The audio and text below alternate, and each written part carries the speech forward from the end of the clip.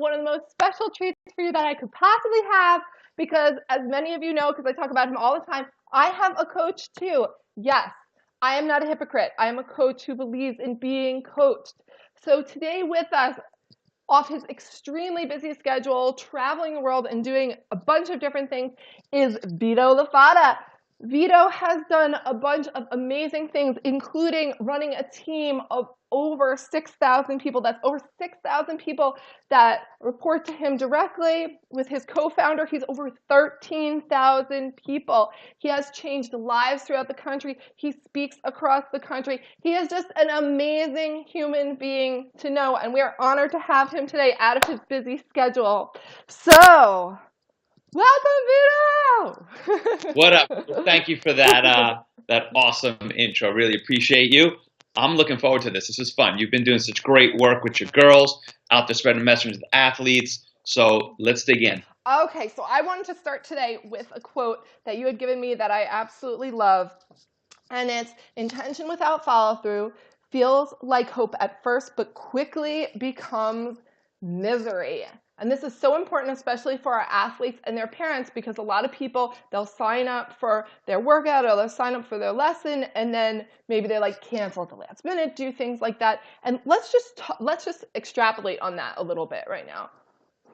Sure. Well, let's take it from the perspective of where are people often at? I mean, you see commercials out there. You see what's going on in the world. There's a lot of false hope, a lot of quick fixes. Just take this pill, just do this short process, just get this thing. And unfortunately, that is preying on a lot of people out there that are hoping that something's going to come into their lives and turn it around real quick and get them out of where they're at.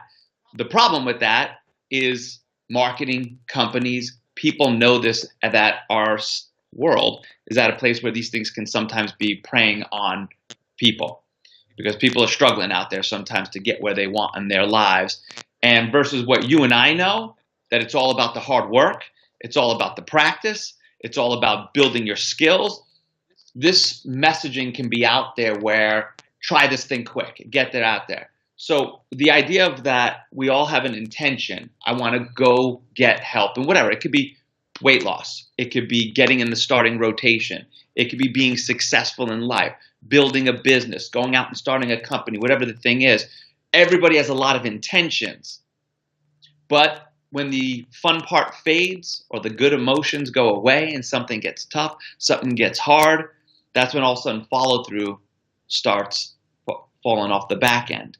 And what felt like hope that I could change my life, change this situation, change whatever the heck the thing is. Everybody has their own individual story.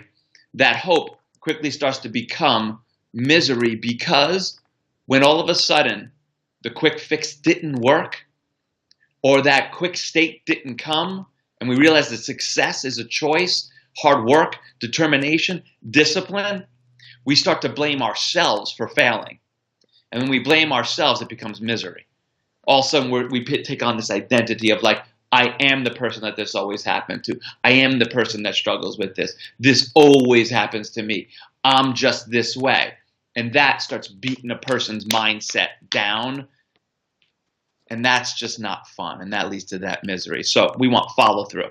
And that's that kind of victim mindset that, this always just ends up happening to me, but that's just not the case. I feel like success is just a choice that you make every single day. You have to wake up and you have to choose to be successful every day. And that's why I think something that Vito has shared with me that I want to share with all of you is to do daily development every single day. It's not optional. It's not something you can skip. If you're sitting your ass in front of the television every night, unless you're watching collegiate softball, in which case, that's okay. But you should be replacing that with listening to stuff from Tony Robbins or other inspirational speakers or TED Talks or Vito had given me The Compound Effect, which is the most amazing book. Everybody should absolutely read it. So speak to us a little bit on how you think daily development should fit into our lives. Ooh, love. Great question. Because if there's one check mark I can say hands down across every single person I've ever worked with, the differentiator between the uber successful, the mediocre, and the not successful is how much personal development and personal growth a person does. Because at this point, the only factor that you have that will differentiate you oftentimes from everybody else is how strong is your mind. If you look at some of the top athletes, they always train their brain more than they even just train their skills. I remember I was working with a guy who works big in the tennis world, and he was telling me behind the scenes when he was like talking about Roger Federer, Novak Djokovic, Nadal, and these guys. And he's like, at this level where they're the uber athlete, he's like, it's no longer just their skill set because they're all at the best of their game. It's the guy that can bounce back from adversity, the guy that knows how to recover quicker, the guy that knows how to let go of mistakes and not blame themselves and failure. And that only comes by training your brain, if you will. That I'm always about trying to help a coach or anybody in my organization set a personal development plan for themselves, because that's what changed my life. The first time I started reading books and getting exposed to development, exposed to Brendan Bouchard and the other mentors that I've had out in my life, that I eat it at a level where, because I remember a mentor said to me, you want to be in the top 10% of your field? I was like, yeah. He's like, read a book a month. I was like, I'm doing that. I'm on the way. He's like, you want to be in the top 1%? Read a book a week. I was like, damn. I was like, son of a bitch. All right. That's when I started Audible and stuff. I was like, I'll listen to a book, read a book. I'll do anything I can to start putting it all in there. But I learned really about also like aimed personal development, because a lot of people do random personal development. I believe in aimed, where I'm like, what are you struggling with, or what skill do you need right now in your life to get to the next level? Let's read books or find the mentors or find the coaching that are specific to a goal you're trying to achieve or something you're trying to overcome, as compared to feel-good stuff. Not that that's not bad. I mean, don't get me wrong. We've all read that kind of stuff. But when you can sit down and be like, what's my roadblock, or what's my project, or what's my destination I'm trying to get at, you can then start choosing the authors or the leaders or the mentors that you're like, this person knows how to overcome this. I think I should study them right now so I can learn how to overcome that. And I just usually sit down with a coach and I'm like, let's talk about it, and be like, where are you at? Where do you want to go? What are you trying to achieve? Now, either I can tell you the resources, or there's this thing called Mr. Googs that you can type into and start looking for freaking help with. Anything you want. I'm a big advocate, though, of try to do your personal development in the morning, because your brain is at its freshest, so that you can also set the intention for the day. Because you're literally like, this morning, right now, before I even go out into the world and other people can control the chaos of my day, instead in the morning you have the quiet, you have that opportunity to just sit down for 15 to 30 minutes and just be like, I'm going to put some goodness in my brain before I go out in the world. And it also helps you kind of deal with the world more, because you're like, I have good thoughts in my day.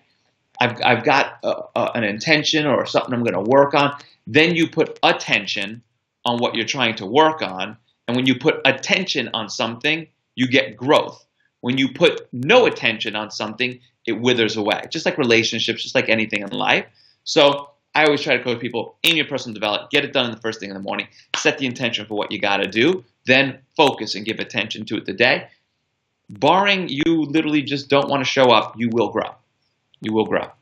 That's amazing. And I feel like for our athletes, you touched on some really important stuff, because from an athletic standpoint, I feel like obviously people are taking lessons, so they're very interested in their growth in that regard, you know, in terms of mechanics and developing a skill set of throwing different pitches. But there's really a lot of other elements involved. There is the mental part, which you just discussed, which is so important. Like, you need to practice that like a muscle every day. But then there's also cross training, and there's nutrition. And that's something that I think a lot of people don't show up for, because it's the type of thing where, you know, you have a tournament and in between games you stop at McDonald's and you're like, okay, there goes like 3 days of work at least out the door. So what you have done is you have been the person to introduce me to like this amazing line of workouts and Shakeology and just things that round us out as athletes. So can you tell us a little bit about like why you believe in these elements to help us to get to a better spot, to get to a higher place? Yeah, I mean, well, I look at it as the competitive edge, because in today's world, if you are not dialed into all the little things, you just don't have the competitive edge on the person that's just like, we're all an organism that needs multifaceted things. So if you're like, I'm only working on my pitching and my pitching mechanics, as an example, but you don't know how to recover and you're letting yourself get injured more, you're injured, you ain't on the mound. You ain't playing in the game. You ain't in the game of life either. But we don't think about that aspect, but that's very real, correct? Oh, all the So time, yeah. we have to, like, if you're the athlete or you're the parent, you should also be thinking about, well, I need to emphasize the importance of recovery to my child, or you are the athlete yourself. If you're not on the mound, you ain't playing. So understand that and then be like, so I should devote time and attention and focus to my recovery as well. Energy, physiology, the ability to go the distance. If you're tiring in the 5th inning versus the 7th inning, 8th inning, 9th inning, can you pitch better? Can you pitch with more speed? 100%. Can you keep your mental focus there? 100%. That's where nutrition, if you're like, I'm carrying an extra 15, 20 pounds, you ain't going to rotate the same way. You're not going to get the torque the same way. You're not going to get mobility the same way. You just won't have the energy to last long into the game. And that affects, all of a sudden, the speed down a little bit. And somebody just knocked it out of the park on you because a little bit of that competitive edge you weren't paying attention to. So I don't know how much your athletes or whatnot are looking for that top level of success, but people going after top level of success, they pay attention to everything that they put in. Their bodies, everything that they do for their recovery, everything they can do for their brain. This is what it takes to be at the top. Otherwise, you're just playing an average. And then we kind of can, I kind of call it with people I coach, and I'm like, can you mentally understand average? I'm like, because I'm like, if so, just do what everybody's doing. But if you want that thing that you see that very few people are achieving, do what very few people do and dial in every element. So that's why we teach a well-rounded, like, I'm a presenter. There's a difference between I have to get on stage and speak for 2 hours and I'm starting to get tired at the 45-minute mark and all of a sudden, so guys, today is all about leading a high-performance life and da-da-da. If I'm getting to that level with my energy, I suck. Who am I going to move off their freaking chairs? How am I going to get people motivated? I got to be able to be on a stage and be like, right now, I need 2 hours to hold your attention. That means I got to move. I got to freaking have gestures. I got to have energy. If my physiology and energy don't match that, I don't lead people to where they got to be. Then my business fails, my message fails, my mission fails. Life demands more of that, man. These are just the elements that we got to dial in. It does. It does. And I think the other thing that you're kind of getting towards here a little bit is, like, you know, as pitchers, a lot of the time we are supposed to be team leaders. So if you're not showing up with your nutrition and with your energy and with that mental focus that you're developing every day, that really drags your team down as a unit. So since you lead over 6,000 people literally on a daily basis, so what can you tell us about leadership? Well, first thing I'd say is kind of exactly the thing that you just said there. Leadership starts with you. If you can't lead yourself, how are you going to lead others? So a leader of one is a leader of many. But you can't lead any if you can't lead one. That you got to understand that you got to lead yourself. You got to role model. You got to put yourself out there. So number one, are you doing it yourself? I would definitely start there. And that's a gut check because it's often hard for people to really understand that, like, crap, where am I in that and what do I got to do for that? And if you're struggling with leadership, do you study leadership? I believe in study. The only way we get better at something that's important to us is study. So, like, that's why one book a month at least is always on leadership for me. Because it's not like we came out of the womb leaders like, hey, look at Julie Goose here. She's a leader that came right out of the womb. You chose to start taking it serious, right? You started studying these things. These are the things that we've got to do. So I would say, if you want to lead, study, look in the mirror and ask yourself if you're doing it there, and then set an action plan for yourself to lead in whatever small ways you can. You're like, you know what? I'm going to go out there and make sure to my team, I'm the one that always brings the huddle in and says, hey, this is our message today. This is what we can do today. This is who we can be today. This is where we can go today. Are you that person always bringing a motivational message, inspirational message? Are you doing that in the way you lead outside your team? Are you truly that in the real world? in your party circles, at school, at work, wherever it is? Do you embody leadership? Because you can't just say it, you must be it. For where your people at, I would start with that simple message there of don't just say it, be it, study it, role model it. If you do that, you'll start leading your team. That is so perfect. And I think because especially a lot of people know that in softball communities, it's very easy to get caught up in that negative, well, she's playing more or somebody's gossiping about someone else on the team, and kind of that just divides the team, but it divides you as well. Like when you get to a level where you're bringing other people down, then you're no longer at leadership status. Like you have to focus on that positive and you have to develop the positive more. I think it's really important. Like something that you had also told me that really helped a lot is you have to make sure like you are getting rid of the people that are constantly negative in your life, because that just is a way of constantly bringing you down. So it's, Yeah, the hackers and naysayers got to go, and you just got to keep those people out of your life. And in order to receive from life, you must give to life. So if you are that athlete that is taking from people in the sense of negative energy, she's playing more than me, she's doing this and that, I can guarantee you there is no receiving coming back to you, because you take from others' spirit, you take from others' energy, you take from others' will. The universe ain't coming back to be like, sounds like you're a special person. Let's give you every opportunity. Instead, you got to be out there being like, even when you're dead, like the reason why myself and the co-founder of my team, Trina Gray, the reason we can do what we do is because we constantly have each other's back. We constantly feed into each other. I pick up where she's weak, she picks up where I'm weak, and we know how to play into our strengths. And we've always had this one thing: the team overrides ourselves. It's the good of the team over the good of ourselves. We have taken well care of ourselves because we put team first. That's a choice that we make. That's a way we've decided to live, and that's a mindset that we have. That's what your team members, that's what any individual member must make for the greater good of the team. Softball is not an individual sport. no way. Mm-hmm. So care for your team as much as you care for yourself. Watch how much you grow then.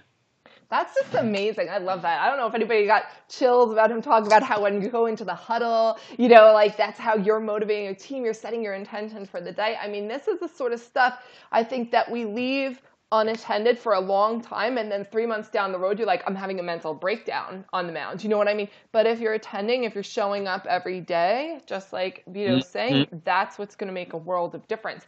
So let's say if you are a high level pitcher, what do you say your day would look like ideally? You wake up in the morning and how does it go? Yeah. Number one, hydrate.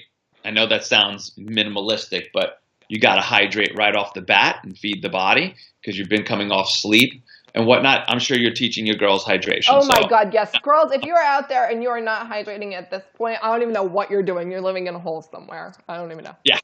Yeah. I mean, it's crazy how like everyone's looking for these like amazing cures to stuff, but sometimes the simplest things done over and over.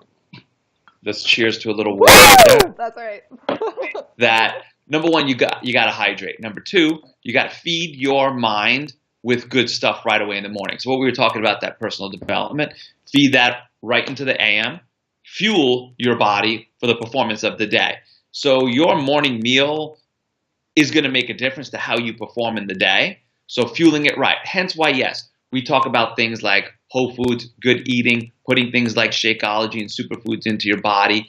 Of course, there's other different ways to do that. But what's unfortunately going on is many people just skip the whole morning meal, or they eat just garbage, and then you wonder by 10 o'clock that you're crashing your diet. You just can't perform 100%. You can't perform at that level.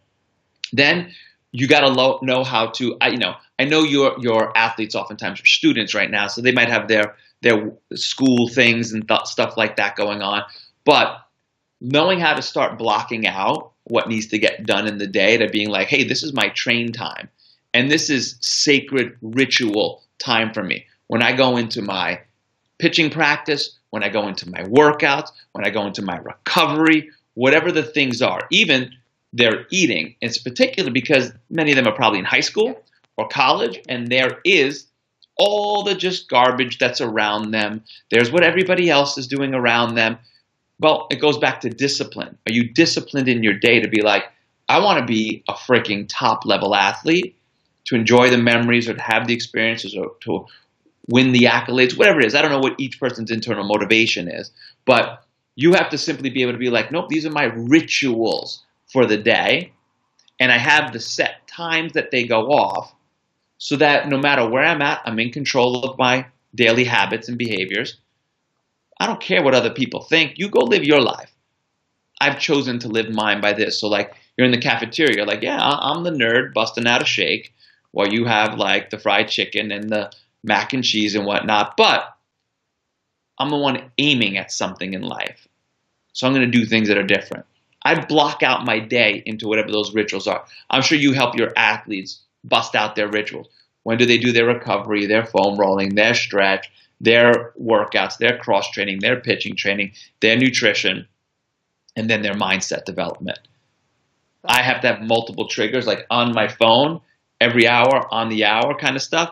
I have like some motivational word that comes up because I believe in setting the intention of how we want to show up in the world, what we call self-identity. So I have like teacher, mentor, facilitator pops up, 7, 8, 9.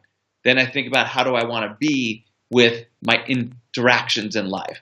I have to work on my patience. I'm not the most patient person, as my wife likes to repeatedly play the Guns N' Roses song, just a little patience. And I'm like, thanks, honey. That reminds me, awesome. But that's my 10 o'clock word. And I'm like, patient. Then I have to put like energized. Boom. I put my words in. So every hour on the hour, I'm reminding how I want to live and what ways I want to take action. I got a role model. I got to study. These words pop up. That's why I'm only within 50 minutes am I ever away from being reminded of how do you want to show up in the world. Showing up in the world is about intention. So have your girls, have your athletes, have the parents, anyone listening to this, set the intentions of who you want to be, how you want to show up, and what makes you successful, and set reminders in your freaking, thankfully, we live like this now, that they can have it on their phone all the time so that intentionality breeds mastery. Right. And then so you're getting off of that waste of time that's on your phone and that you're playing like Candy Crush or whatever. I don't even know. I don't even download that Stop stuff. it. But Stop. If any athlete's playing Candy Crush, they will not be a top level athlete. but it's true though, because that's time where your energy could just be spent in such a better way. And I think you said a really good phrase here. I just wrote it down. If you guys aren't taking notes out there right now, this is like you're just out of your minds. That's all I'm saying. But you had talked about like how they're building their skills on a day-to-day basis, but what you're also doing there is you're building your skills for life. There is a reason why people who are hiring in the real world want to hire top level collegiate athletes. It's not just because, oh, well, I was a Division I softball pitcher. It's because that takes discipline and that takes it so that you've been a step beyond where other people are. And they know that. They know you had to get up 5 a.m. for that lift. And they also know that you have been a part of working with others. You've been part of a culture. And that's important in the world today. Knowing that people know how to operate on a team, know how to have culture, know how to have spirit, know how to have discipline, know how to have determination. Those are all the skill sets that don't show up necessarily on a resume, but any really good recruiter or entrepreneur or business owner would be actually digging into that more than what your degree was. Half the time now, nobody gives a crap about what your degree is.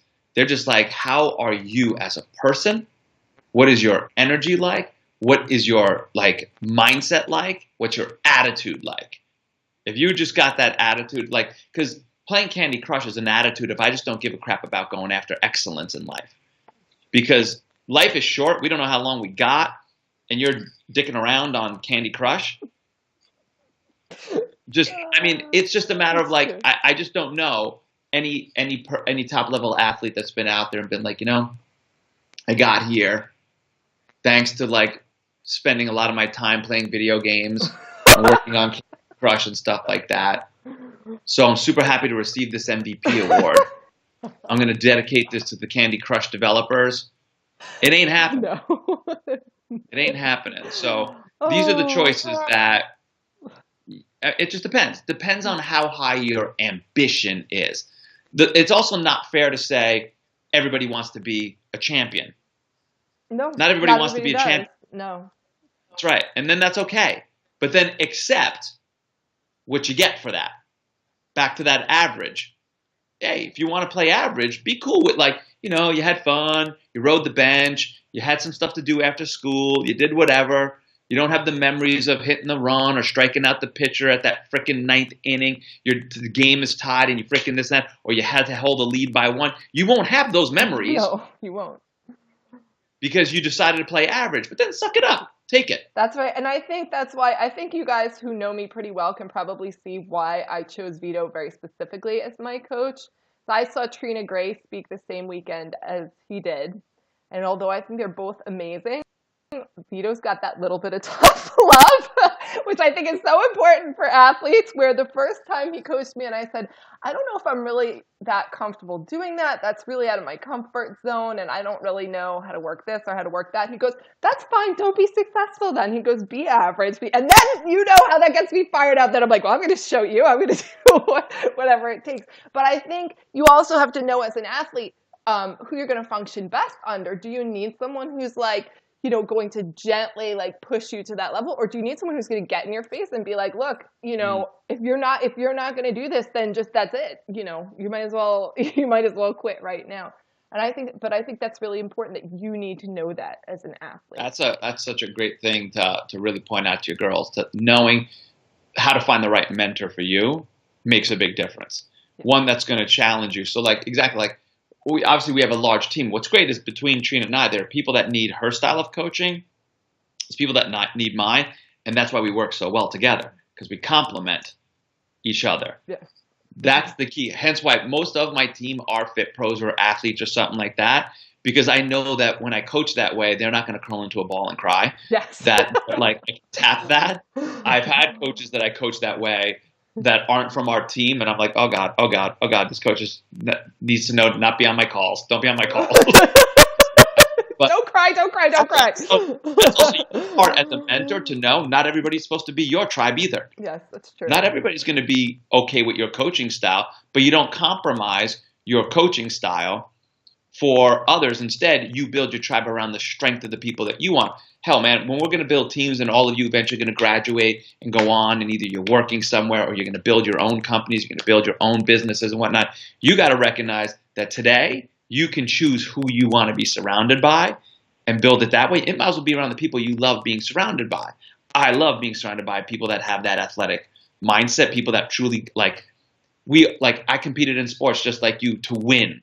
I didn't compete to be like, I'm doing this for fun. If we weren't county champs or we weren't something, we were pissed. We hated life. We were just like, what the hell do we need to do better and whatnot? Like, I remember like coaches would yell at us and stuff like that. And we were like, yeah, coach. Yep. I'm an idiot. I should have done better. One time my mom wanted to be like at a game to like talk to a coach. I was like, sit down, woman. Shut up. I'm okay being yelled at. You don't have to. I don't feel bad for me. I want this coaching. Now, in this society where everybody gets a ribbon, everybody gets an award, it's weakening what's happening in our society right now, because we're not teaching people to get hungry for more, to get hungry to get better. Instead, they're expecting to be awarded just for being there, for taking up space. Ain't gonna work. Ain't gonna work. Ah, I love it. So I kind of want to close this off because this is amazing. And I want everybody to watch this, and I want everybody to share this, because you know that this is going to affect you not just in your sports performance, but for the rest of your life. So this is going on Facebook, it's going on YouTube, it's going on Twitter. Make sure that you share it. Make sure it's out there with everyone. But I loved this quote. I actually heard it in my Beachbody workout this morning.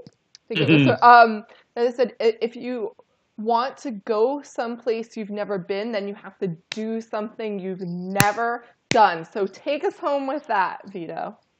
I love it. Well, I mean, it comes down to this. We've been saying it all along with, if you want to achieve what very few achieve, you got to do what very few do. And that means you're going to have to get out of this comfort zone. And I remember a mentor of mine sat us down last weekend at a very, very high level mastermind. And he was referencing this to being like, in serving, there is no such thing as a comfort zone. Comfort zone is for ordinary people. But he's just like, you've chosen to serve this world. All that matters is what do you need to do to serve. Whatever skill you need, whatever challenge you must face, whatever adversity you have to overcome, you'll do it because you've chosen to serve. When I heard that, even the idea, because I used to tell people that to get to truly grow, you have to get out of that comfort zone. He took that comfort zone and said, just get rid of that concept and choose serving. That's why we love what we do with team. That's why we love what we do with our people like yourself, because in this, we're giving and putting out the opportunity to teach the next generation how to go out there and frame a different mind instead of take. I'm going to give, I'm going to serve. And in doing that, not only will we see champions rise, but I think we're going to see this world change and become a better place. So I hope that serves your peeps. You're the best. So everybody, we are just honored to have Vito today. Thank you so much. And again, share, especially with your teammates, because a lot of the time, this is the wake-up call they needed. Thank you again so much, Vito. We will talk soon. My pleasure, girls. Fun. It was fun.